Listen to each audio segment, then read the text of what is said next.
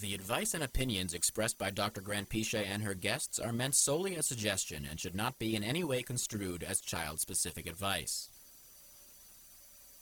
Dr. Doreen Granpeesheh is Dr. Doreen is an expert in autism. Doreen Granpeesheh. Dr. Granpeesheh. Dr. Doreen Granpeesheh. Dr. Doreen Granpeesheh is a visionary in the field of autism. Now you can ask her questions on Ask Dr. Doreen. Oh my goodness, good morning and welcome to Ask Dr. Doreen. Good morning, Dr. Granpeesheh. Good morning, Shannon, and good morning, everyone. Thanks for joining us on the new place today. Yeah, it looks different, you guys, but and actually it may look like pandemic years because we are doing this remote. But as you know, if you've been watching this month, it's because we're moving the studio. In fact, it's moving right now. And so we are in locations undisclosed to make sure that we can still do this. And I thank you, Dr. Granpeesheh, for allowing this to happen. And of course, Chris Desmond, who's the wizard who makes it all happen. I don't know what we would do without him. But we're thrilled. This is our last live show during the month of April 2025. But we have one more show tomorrow where it's a pre-taped interview that we did earlier this month with Dr. Temple Grandin. So, and you'll be interested to know, Dr. Granpeesheh, that I always say to Dr. Grandin, what's the number one thing that you're seeing out there? And it's exactly what you said to me is the number one thing out there, which is people not getting good access to diagnoses. So in a timely manner, that we have 3-year-olds that are, not getting diagnosed, and she's all hepped up about it. And you guys will have to tune in tomorrow to hear what her response is. But hey, we're saying good morning to Writing with Mike. We're saying good morning to Michelle. Eli is watching. Eli, we're so happy to see you. I've been watching your videos. He is the cutest thing ever. So thrilled that you guys are here with us this morning live on this almost last day of April. Can you believe how fast this year has gone by, Dr. Granpeesheh? It's scary, Shannon. Honestly, it's amazing. It's flying by. But we're here with Dr. Granpeesheh today, and she's going to be, hi, Rosie. She's going to be answering your questions in real time. Our overreaching topic today is sleep. But obviously, we'll answer questions about anything that you guys want to talk about. But sleep's a big issue, and you're such a wonderful resource for that, Dr. Granpeesheh. I also want to give the disclaimer that we love it when you guys write in. Chris is, we're all monitoring everything right now. We're live right now on Facebook, YouTube, Twitter, all those places. Chris is going to show you some of the other places that you can be watching us. We love it when you write in and tell us what the closest major city is. Tell us what's going on with you, but we do have to give the disclaimer that there is no expert in any field, most especially this one, who could give individually specific advice in this format. It wouldn't be fair to the individual we're talking about or to, and it certainly wouldn't be fair to the expert to put that expectation on them. Having said that, Dr. Granpeesheh is just brilliant at being able to help us to see things in a light that can help us to go back to the experts that have eyes on the situation and help us to move to better days, which I think is what it's all about, right? Yeah. So I thank you, Dr. Granpeesheh, for being here. Anything you want to say before I launch into some of our first questions? No, please go ahead. We always digress anyway. I know. I don't know how to not do that. Okay. So one of the questions that and by the way, you guys write in right now. We're taking questions right now, but I do have some questions that came in earlier this week. What is the best supplement to give a teenager to help them sleep? That's a great question to start with because there is no one best supplement. So, sleep is, as you know, Shannon, to me, one of the most important things. Like I don't know if there's anything as important as getting enough sleep, getting enough high quality sleep. And it becomes more important even with our kids because we double up on them during the day, right? So we're giving them so much more to learn. And so their brains need to be well rested. And it's not just even about their brain being well rested. I always say this, which is important. our body just doesn't function right when we don't sleep. We don't produce the neurotransmitters we need in order to be able to problem solve, and our memory is affected, our attention is heavily affected by lack of sleep. So all of those things become so important when you're talking about autism, obviously. So what is the best supplement? It's very hard to answer that because there are different reasons that people don't sleep. First of all, there's different types of sleep disorder too. So there are people who don't fall asleep, people who are waking up in the middle of the night and can't go back to sleep, and then people who just have very light sleep and never actually get into deep sleep. So all of those are different things. And the interesting thing is that if you take certain supplements, it might on the surface make you think that you are actually falling asleep faster. For example, melatonin. Melatonin will generally make people sleep faster, but it doesn't keep you asleep. So that's why for some people who might have no problem falling asleep in the beginning of the night but wake up in the middle of the night, melatonin isn't necessarily the solution. So there are other supplements and solutions that are helpful. There are other medications that are helpful. But I really think that it's important to have a conversation with, first of all, your internist, your general practitioner. And then secondly, if it's really dire, which honestly, in some cases, when I've heard from families, it is pretty bad. It's important, I think, to actually go to a sleep clinic. And what they do in a sleep clinic is that they will monitor your sleep overnight even, or nowadays some of the sleep clinics have the ability to send home with you kind of a kit that you will sort of place on yourself or on the child, and they will then be able to read more about what's going on during the night. It is important to do that if you have a child who's where you've already ruled out behavioral habits, because that's another thing. Like sometimes we don't realize that we teach our kids to wake up. We reinforce waking up behavior. So we can talk about that if that comes up in the questions as well. But unfortunately, there is no one supplement. It really does depend on the type of thing you're struggling with. But I love the idea of actually going to a sleep clinic and getting some answers. I mean, Yeah, that's a powerful thing instead of absolutely. guessing, Yeah, yeah. amazing. Um, here's a powerful one. My 8-year-old stepson smears poop only at night. It's a nightmare. What can be done? Why is it only at night after he sleeps for a couple of hours? Mm-hmm.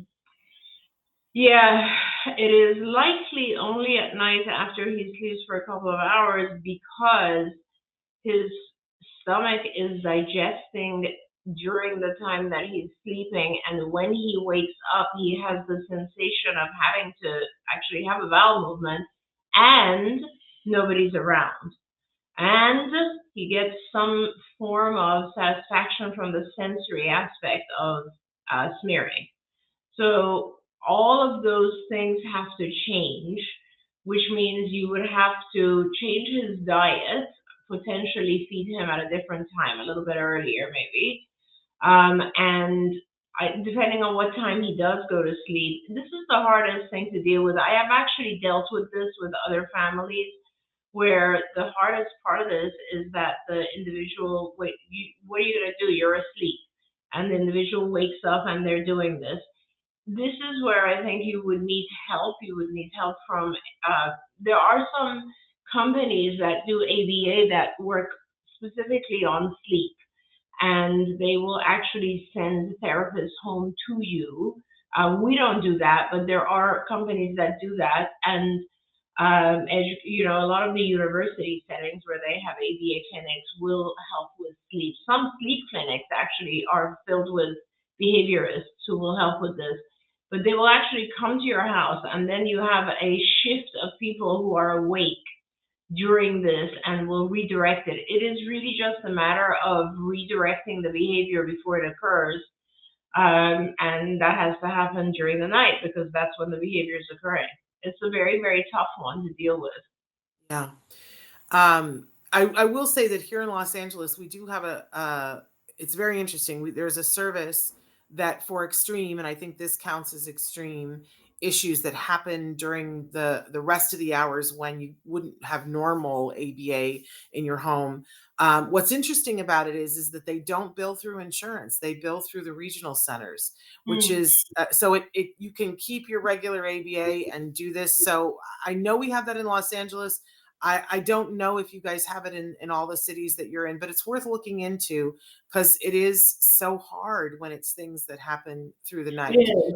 It is, and Uh, I want to say that this is one of those things that anyone could make an argument that it is medically necessary. So, and you would get paid for it through insurance. It is a very vital thing, and especially if you work with a sleep clinic, which most of the sleep clinics are in university settings, they're going to have coverage for this. This is a very important thing. That's good to know. Thank you.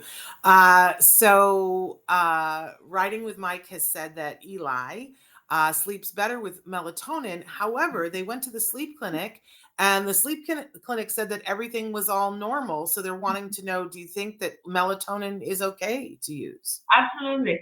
Melatonin is so yeah, so let's just go back to that for a second. So sleep clinics are going to look at things like is there any kind of underlying brain activity that is causing the awakeness, which is great to know because you want to be able to rule that out.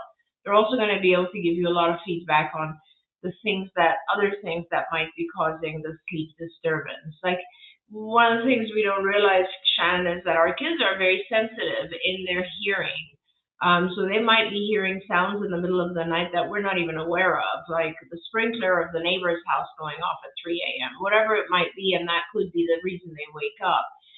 Sleep is one of those things where when you wake up regularly, it causes a pattern that is very subconscious. You're not controlling it, but your body is very aware of it. It's kind of like if you set your alarm at 6 a.m. every day, after a while, you don't even have to set your alarm because you just Mhm. wake up at 6. So that happens to our kids as well. They just get into the habit of it. Then it becomes really important what happens when they wake up. So, like for instance, if you wake up and you eat or drink, now your body has received reinforcement and it will automatically wake you up at that time. Period. That is just something that is going to happen. So it's very important not to eat or drink unless you're just drinking water when you wake up. The other things that obviously happen a lot is when our kids wake up, they go to mom and dad and then they receive extreme comfort in mom and dad's room, in mom and dad's bed, and that is a huge reinforcer. So that becomes a habit. Those types of things are just natural things that occur.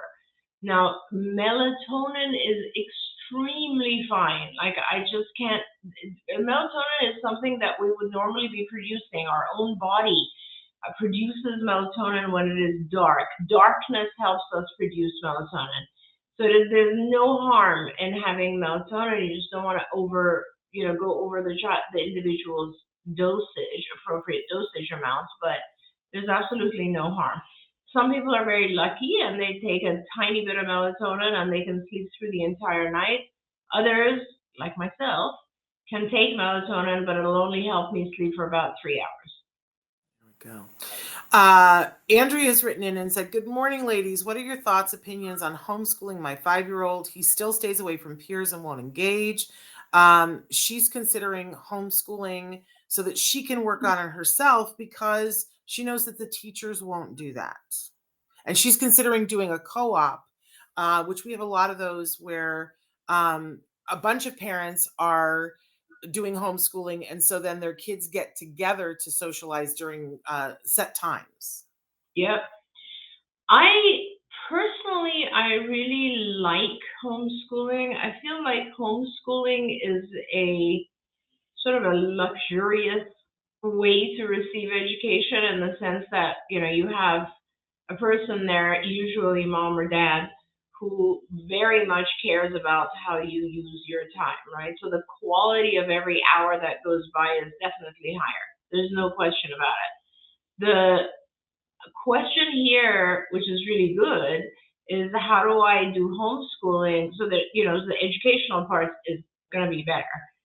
This part that's missing is the social part. And yeah, I agree. There are lots of other ways to get the social activity. A co-op is a great solution, but there's also other solutions, right? So if you homeschool and have several activities outside, such as sports activities or camps or the gym or music class or all these types of things, and some of them are done in groups with other kids. If you have after school peer play, there's so many different ways that you can increase social, as long as you as the parent have the time and energy to organize all of this. Then I think that homeschooling can be very, very good because it is very individualized. Also, the other benefit, which is kind of a weird indirect benefit of homeschooling, is that if you are homeschooling, you're not on a specific schedule. So that means that, and that's important, because if you want to get into an ABA clinic, any ABA clinic anywhere in the country, they're going to have available therapists and supervisors for you in the morning. Like every clinic will have this because kids go to school in the morning. So ABA clinics are kind of much less populated in the morning, right? So they have available staff to serve you in the morning. That means if you're homeschooling, you have the option of actually selecting morning sessions at your ABA clinic and getting really good hours with really good therapists, and then doing the educational part at home in the afternoon. So there's no specific time constraints on when you actually do the educational parts with homeschooling. So I'm a big fan of homeschooling. I encourage it. It's just a matter of what your life as the parent allows. Yeah, there you go. Kylie's written in a multi-factor question here. She wants to know if there's any tips for learning how to wipe efficiently and effectively. She also wants to know if there's any tips for a child who's mostly dry at night, but seems to enjoy peeing in their pull-ups rather than going in the potty. She says that, and I apologize, you guys, on this particular platform, I can't scroll. So once questions come in, I lose part of it. But she says that there might be GI issues, and that reinforcement is hard to find, does not like food so much, and it's not enough to give the iPad for a dry night.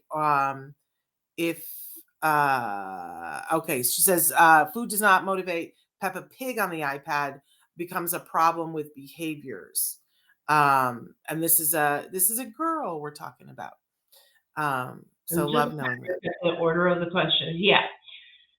So there are lots of procedures for teaching a child how to wipe properly.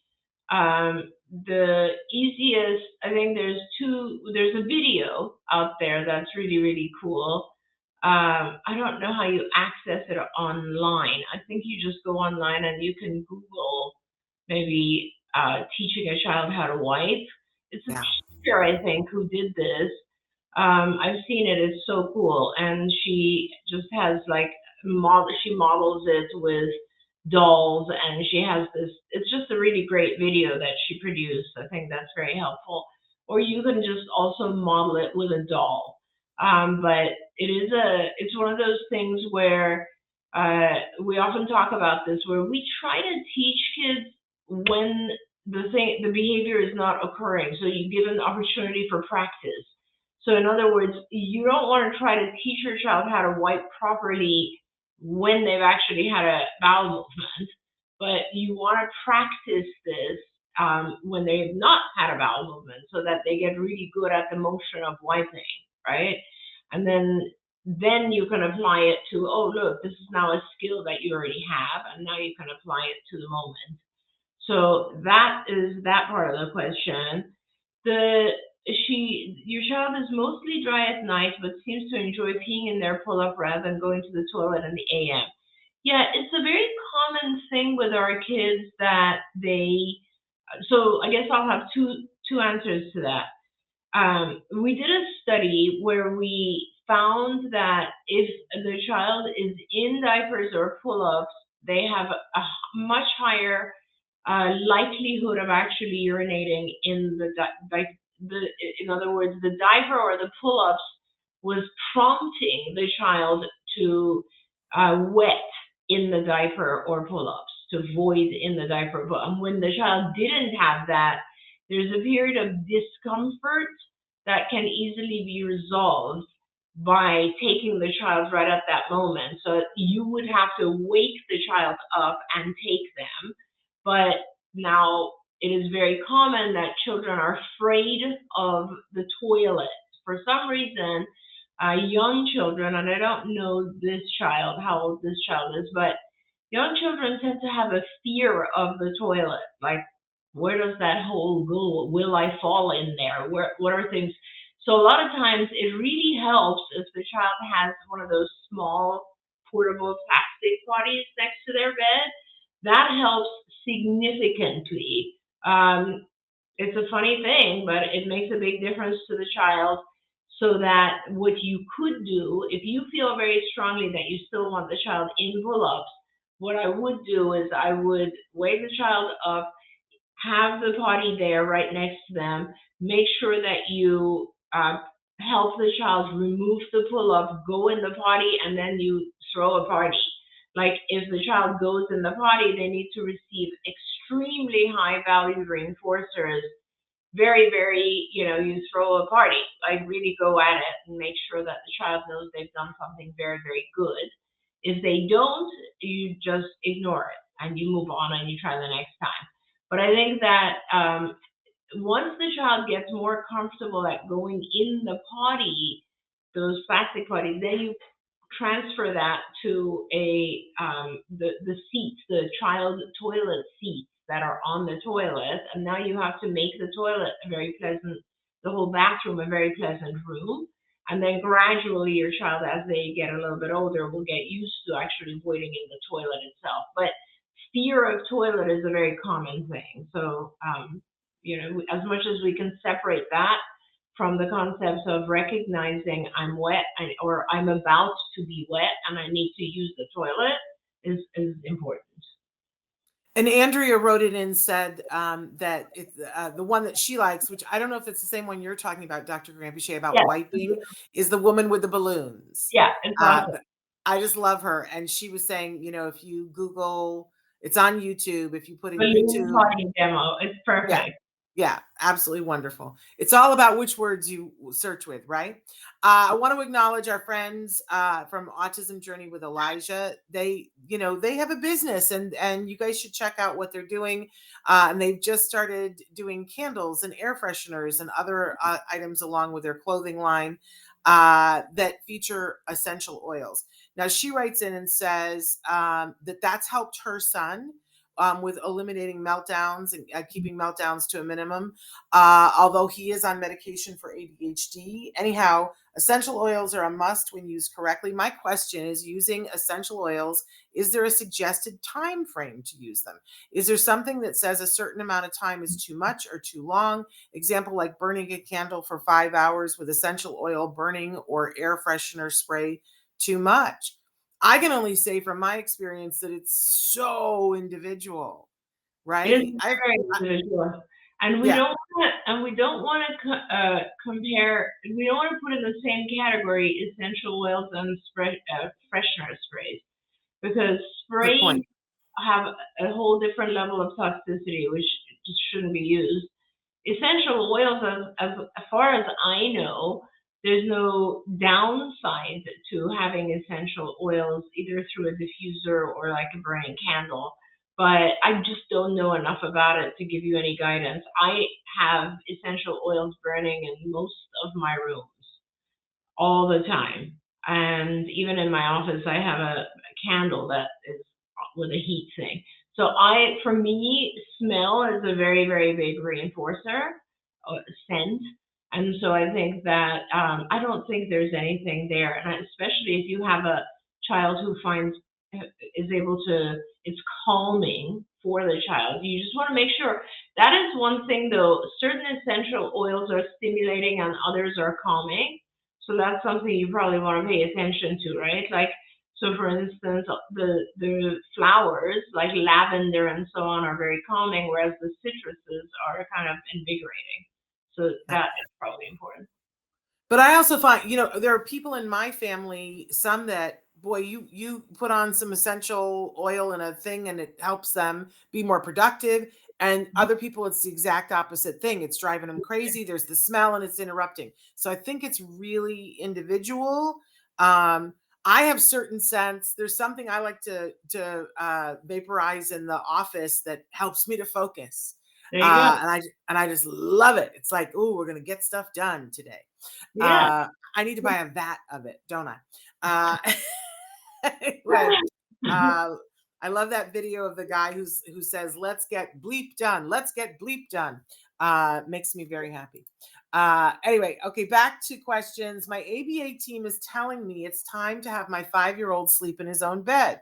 We have been trying, and so far, all it is doing is making a sleepless night for everyone, and me being a little bitter at the team. They aren't here to see what it's like. What are we doing wrong, or are we doing it too early? What a great question.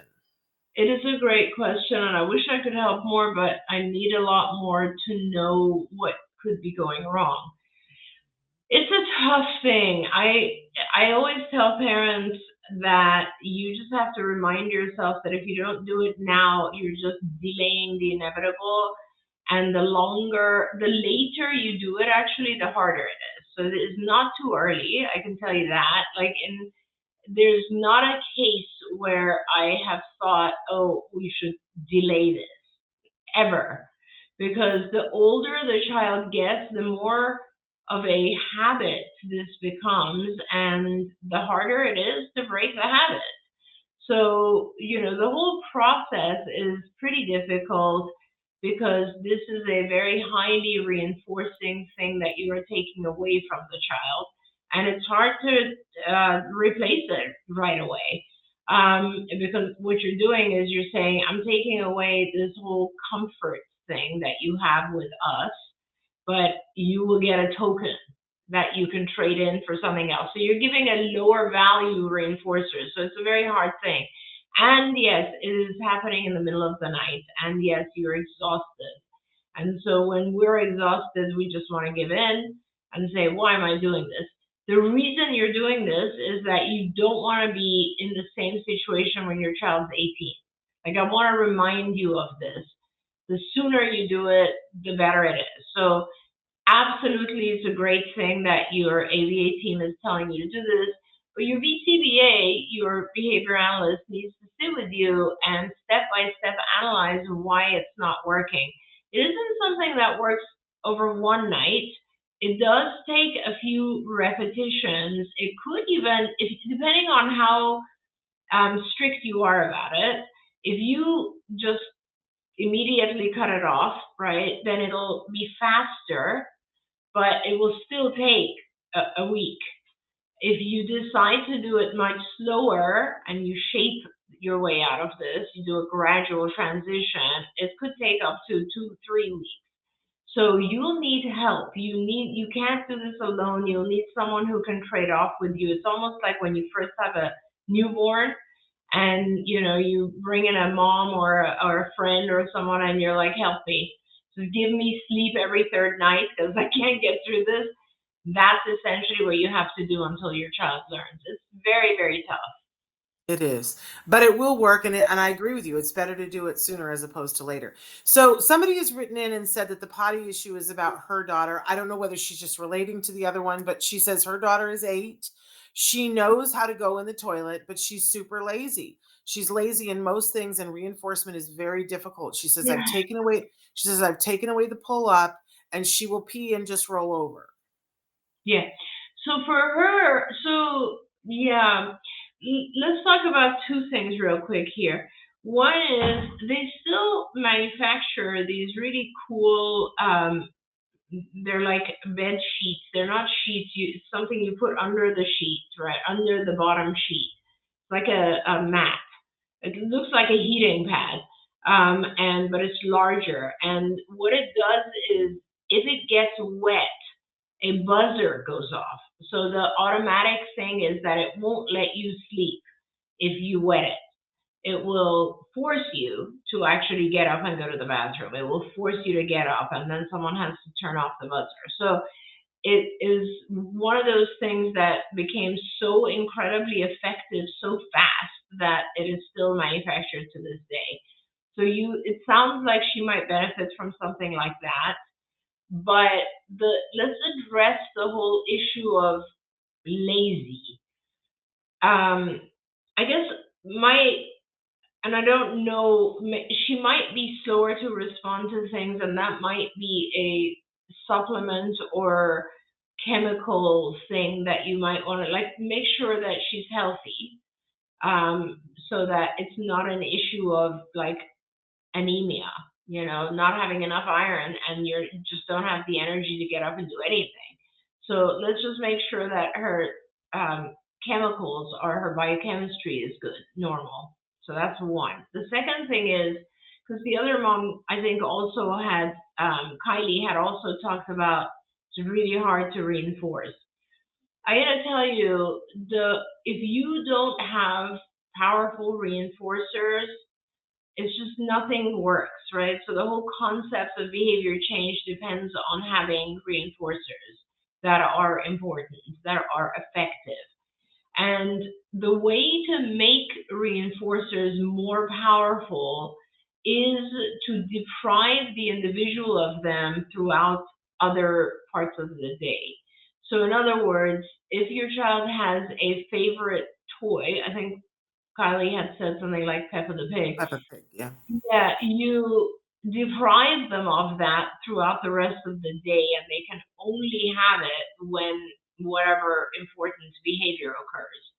And don't be afraid of taking it away when the period is over. Like, that's a very, very important thing. If you want to take control, okay, let me back up. If you want to use ABA, if you want to use behavioral interventions, the whole concept of behavioral intervention has to do with modifying antecedents and consequences in order to change behavior.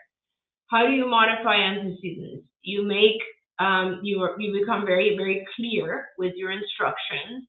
You modify the environment, like we gave the example of putting a plastic potty right next to the bed, or you make it easier. How you prompt, you put signals on the wall, you signs on the wall, you make things in the environment. Antecedent modification is usually environmental things, right? You make it just as easy as possible for the individual to succeed.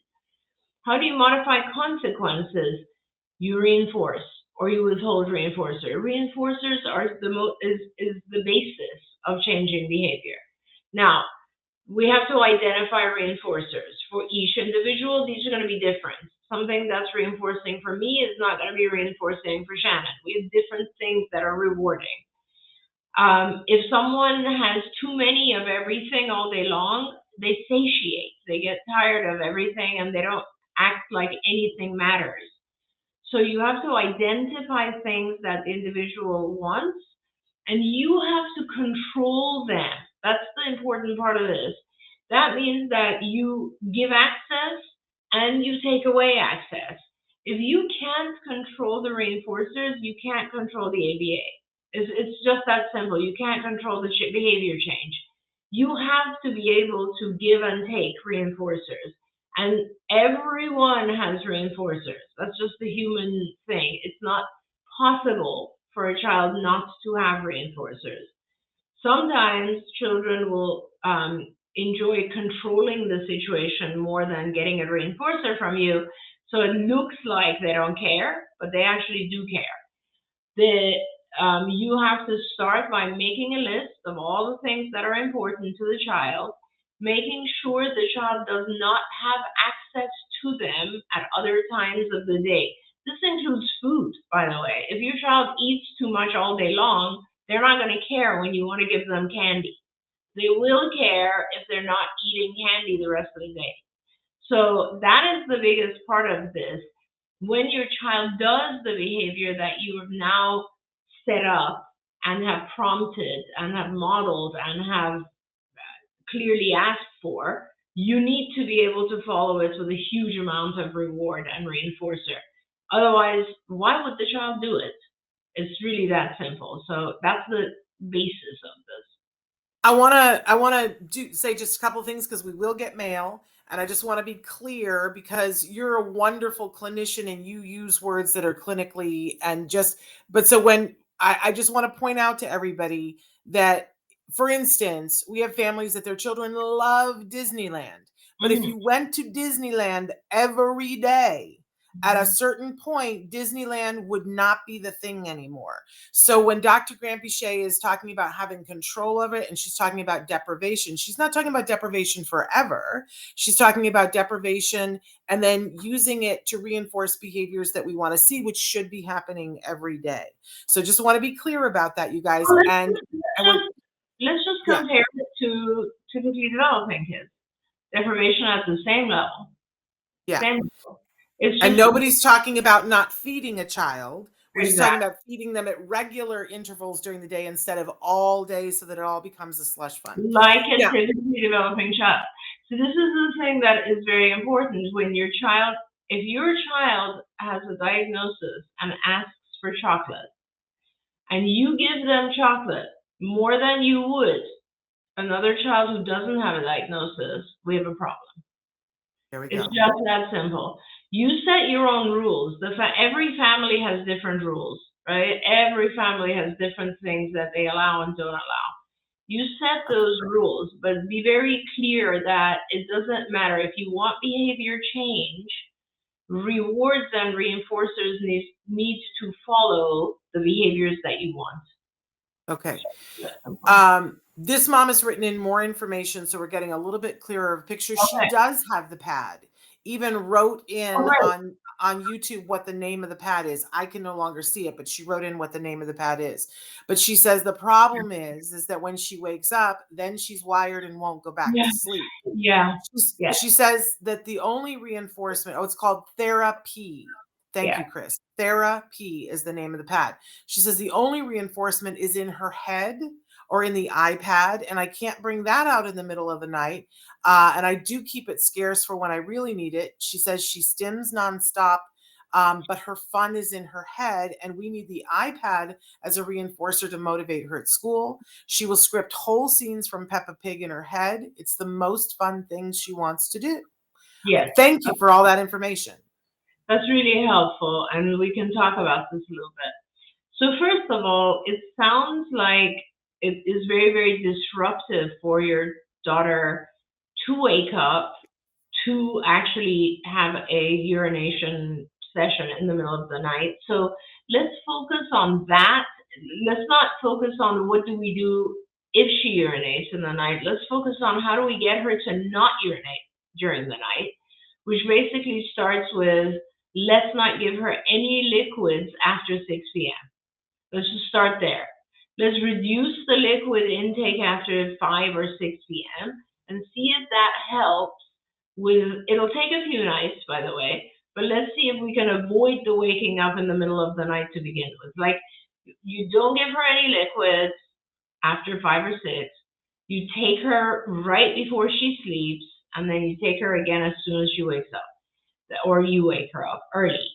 And let's start trying that, because it sounds like the biggest thing for you is just to avoid the whole process of waking up in the middle of the night, which, listen, believe me, I know that problem too. I wake up sometimes at 3 to just use the bathroom and I can't go back to sleep. So I get that.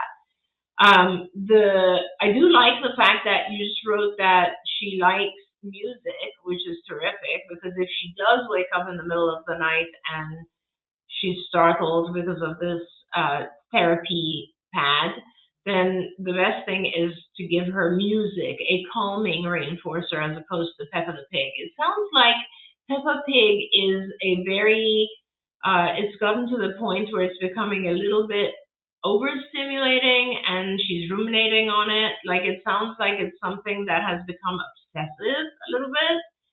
And if that's the case, you need to get control of it even more so.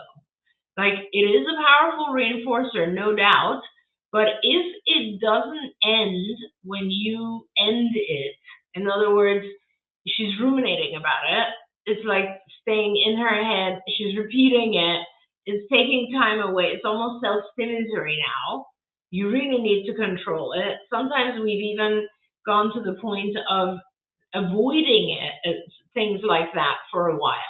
But let's now take a look at what's actually happening and ask ourselves, are there other symptoms of obsessive compulsive stuff developing? Does she say how old the child is? I think 8 years old. 8. I really would want you to write into us and tell us if there are other kind of obsessive types of behaviors that you've noticed, or if it's only with Pippa Pig.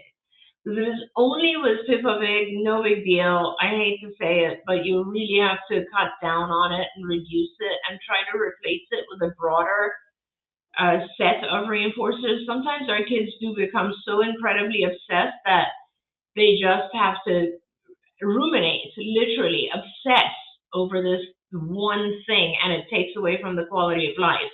And I'm glad you wrote that, because I wouldn't have thought of talking about that had you not said that. So it is important to see what happens if you shut off Peppa Pig for a week. What happens? Will she now broaden to other things? And I want to go back to something that you said maybe 15 minutes ago, which is it's important to make sure that the child is healthy. Right. And this is something that you talk about all the time, and that sometimes going to a functional medicine doctor and looking at their labs and things, that what we find is something is amiss, right? That can be easily fixed with supplements or other medications that will help this child to be able to focus, maybe. And sleep. I mean, we started this discussion with sleep, and it goes back to also, as I'm asking you, are there other things that she obsesses on? Because part of health is also mental health. And because you have a diagnosis of autism does not mean that you couldn't also have a diagnosis of OCD or anxiety. So we do want to look at, are there other things going on? Is the child also struggling with other ADHD, OCD, anxiety issues that are causing the things that we see? This is really important, guys. Like, I see this happen all the time. A child has autism, and we not ignore, but we just think that it's part of the autism that they have also severe gastrointestinal issues, where Well, they let's have, be honest, the doctors don't help us to look for those things, and we don't know, they don't, right? they just Yeah. think it's okay and it's part of the autism. I literally have heard doctors say to parents, oh, that's just very common in autism. So what? Yes, there are high correlations of things like GI disorders with kids with autism, but that doesn't mean you don't treat the GI disorder or the sleep dysfunction or the anxiety or the OCD or whatever it might be, chemical imbalance.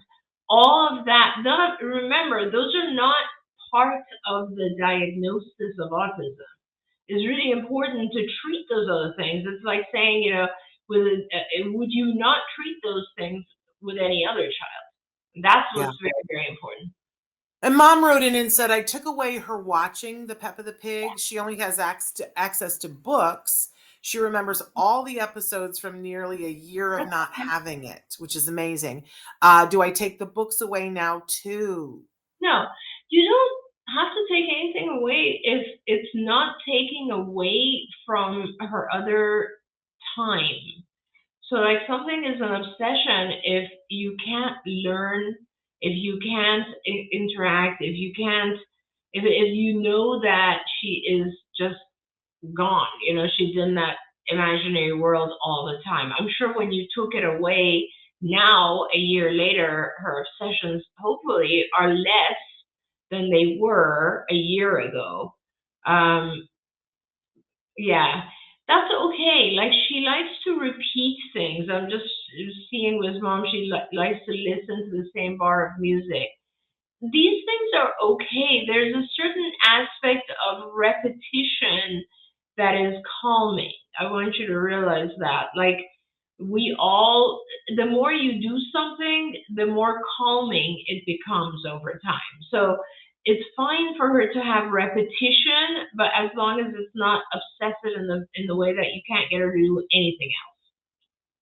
Yeah, I want to say that about a year ago, I interviewed an adult on the spectrum who talked about when even now, that they love Disney movies and that they memorize them. And they were saying what's like, this blew my mind, you guys, that he said to me, he said, it's like I have multiple screens and I can play more than one movie at the same time. And that Mhm. it plays in real time in his head. Now, for me, this would be mind-boggling to me. If I have noise behind me, I can't concentrate on what's in front of me. But he said he goes through his life and he is picturing, and usually has three different Disney movies playing at the same time, and that's comforting to him. Yes. Isn't like, that is just amazing to me.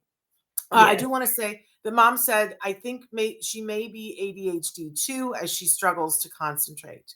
Yeah. Um, but I think you're a great candidate for that functional medicine doctor. And maybe she says, I do think she had a bad gut microbiome. You Yes. might find that you get some real help there. You should get that checked out. It's not something you have to think about or guess at. You should get it checked out. It is very, very easy nowadays to get these types of things checked out because you basically have the option of food sensitivity tests that are at home. And all you have to do is collect some stool and mail it in. And then you will actually be able to see if there's problems with the gut microbiome, which is so important in so many ways. I cannot even, it's not just about discomfort, it is about the fact that your immune system is mostly in your gut and that you really, really do need to see those types of things and make sure that there's health overall. Okay. I want to get to a question because I don't want to, this is an important one. My Yeah. child has eloped twice at night. Thank Hmm. God he was found and okay, but I'm now a complete nervous wreck. I can't sleep. We have alarms on the doors, high locks. We have done all of that, and somehow he got past all of it. What actually works and isn't contingent on humans not making mistakes? Because it sounds like somebody made a mistake and didn't turn on the alarm.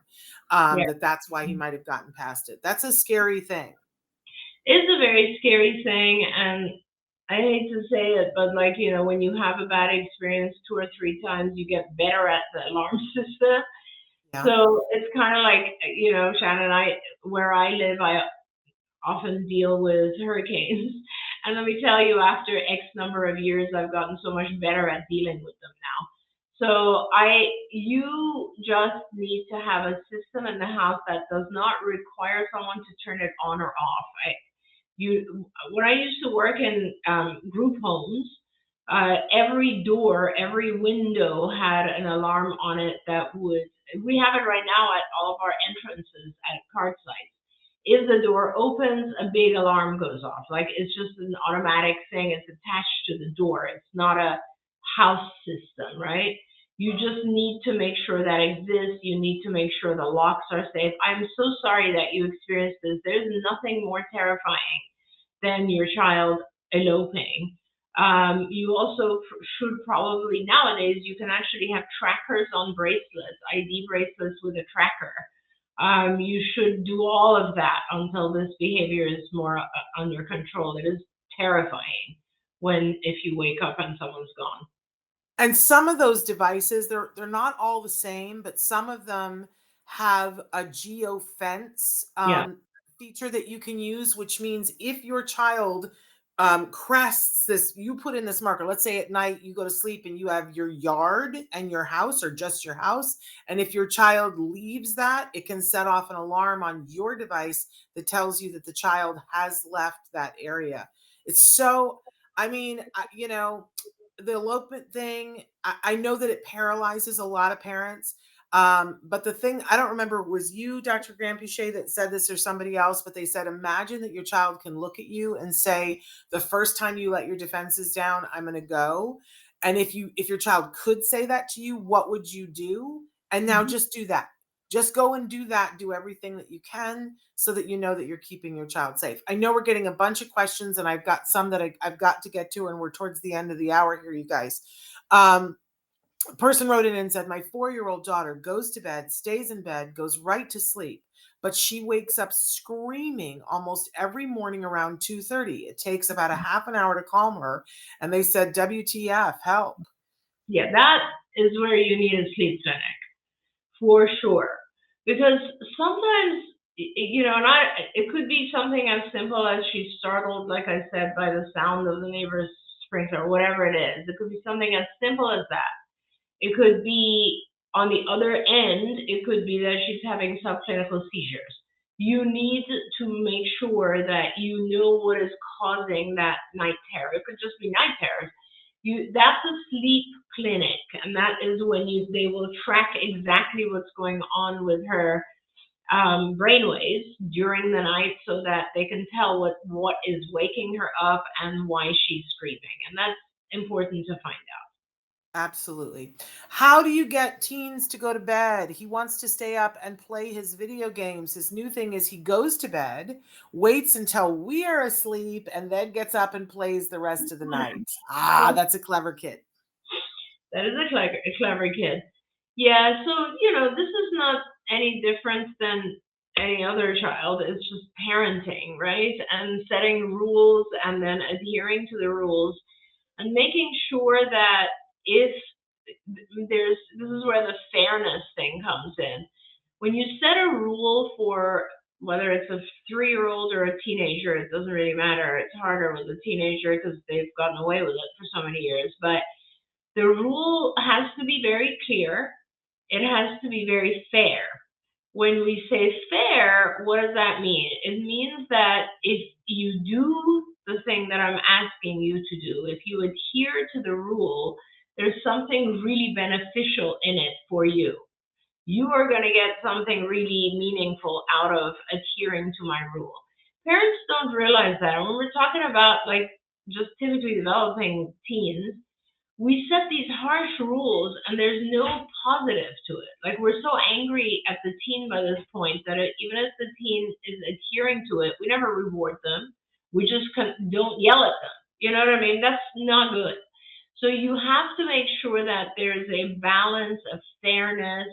You have a positive, very, very positive set of reinforcers available if the person adheres to the rule. And that the rule is clear and the steps to adhering are easy. I think that's a big part of it too, is that you have to put yourself in the individual's position and think, can they do this task? How can I make it very easy for them to do this task? Do I need to model more? Do I need to require a portion of the task first as opposed to the whole task? Make it super easy, make it very simple, make it so that they can succeed at this step. Give them a huge amount of reward for it, and then increase the steps gradually.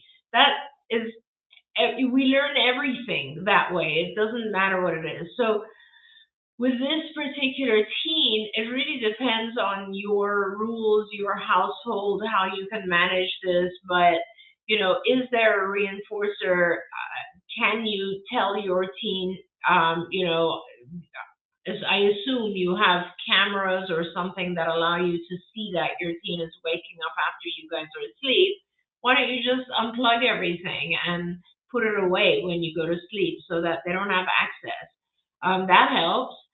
If you not want to do that, then that's fine. You can also give the teen a very, very high reward for not playing during the night, and they only get that reward if they don't play during the night. It's things like that, making sure that you wake them up in the morning, even if they're tired, making, that in itself becomes unpleasant if you're tired and haven't slept the whole night, that kind of thing. You may even want to, I don't know, these days, of course, our teens have access to people we don't even know. I don't know if you're doing that or if it's with friends that your teen is playing with. If that's the case, you might want to have a discussion with the parents of the other friends and say, hey guys, can we all make sure to shut things off at 10 o'clock? Whatever, those types of things. It is not easy. It's not, teens in general are just hard to deal with because they're, all of a sudden the reinforcers that you used to give them don't mean anything anymore. And you have to be aware of that because they get most of their reinforcers now from their peers. Yeah. So that becomes very difficult.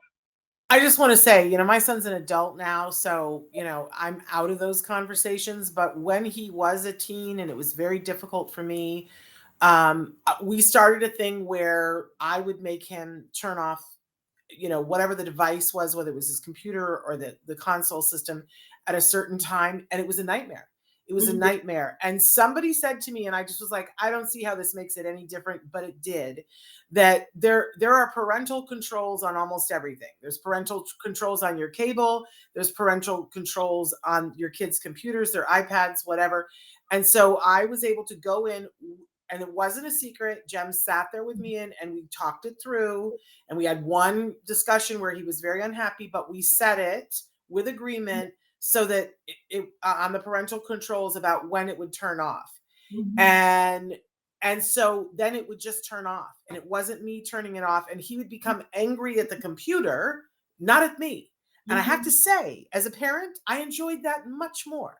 So, and I have a friend who hooked it up so that her Wi-Fi would turn off at a certain time. Now that Yeah. meant she didn't have Wi-Fi too, and she said, "That's fine. This is not going to be forever, but I need to make sure that when I'm sleeping, my kid is not talking to other people that I don't know in the middle of the night." Yeah. So there are controls. It's just finding where the parental controls are on whatever device that you're using and deciding how far you want to go. Yeah. But there are ways to control this kind of stuff. So we're almost out of time. So I want to get to this question. Is it better to separate twins at night? I have twin 3-year-olds who are waking each other up. Yeah. It always is better if you have the capability, if you have the space, because they're going to have different sleep patterns, different habits. And yes, I always say that whether twins or not, it doesn't matter, sometimes just siblings, it's always easier if you have them in different rooms. There's no question about that. And I want to address, Daniel, one of the things that you wrote in was about making sure that you don't do unnecessary medical treatments. And I have to say, I kind of disagree with you on that. I think in today's insurance market, parents have to fight just to get tests done on their children with autism, because our current state of affairs with doctors is they kind of poo-poo. And as Dr. Granpeesheh said, don't, they'll put it all on the autism. I've experienced this as a parent myself, where they don't want to do a test that they would do for another kiddo, but they don't want to do it for autism because they're writing it off at autism. So I think the message to parents is really, get your doctors to pay attention, and let's make sure that your child gets the tests that are necessary that would be given to anybody else. Yeah. And it is so much better. Like, I'm not sure where you live, Daniel, but I deal with patients in other countries. And in other countries, the whole concept of having regular checkups is much less enforced than it is in the US, for example, just as an example. And what you capture in a regular checkup is incredible. And the fact that some countries and some people don't have access to anything like that is I can see the difference. So I see that, Danielle, I see that you are very much referring to Andy Wakefield and Andy Wakefield's research. And I'm not sure that they were doing colonoscopies on kids that did not have GI issues. When a child, Andy Wakefield's research on measles is a whole different discussion, but I can just tell you that I do have a lot of patients currently and in the past who suffer with such severe GI issues that a colonoscopy is absolutely warranted. And that's not a Absolutely. decision made by me, you, or Andy Wakefield. It's a decision made by the patient's gastroenterologist. And they would make that decision not based on anything other than the GI condition of that child. So what I was trying to say earlier, which I don't want it to be misunderstood, is that regardless of the diagnosis of autism, If there's another diagnosis that is medical or mental, it needs to be dealt with. In That's other words, right. if your child has autism and Crohn's or autism and gastrointestinal inflammation, it needs to be dealt with. However, a GI doc feels it's appropriate to be dealt with. Same That's thing right. if your child has anxiety and autism. The anxiety has to be dealt with. However, a psychologist feels it is appropriate. Those are That's right. important things because autism tends to overshadow these comorbidities, and then our kids suffer. That's right. Thank you for that final word on that, Dr. Granpeesheh. We appreciate you so much being here. We've enjoyed these shows in April with you. We're going to have shows with you in May, so don't go away, you guys. I want to give the programming note to everybody that we do have one more special show for April tomorrow. It is an interview with Dr. Temple Grandin. It was pre-recorded, but boy, she says some stuff, you guys. So it's a really lovely interview. I hope that you guys, and we get to giggling, which is always fun. So I hope that you guys will tune in and watch that. We're officially moving today, and so we're going to start to. I'm so excited! It's moving day, and so excited that we'll be joining you. We're still going to continue doing shows, you guys, probably for at least a few, like another week at least. In this format, but while we put all the pieces together, but we can't wait to unveil our new studio in due time. So Dr. Granpeesheh, thank you for being here. As always, you are just a light on this planet, and I appreciate you so, so very much. So have a wonderful day, everybody. We'll see you tomorrow.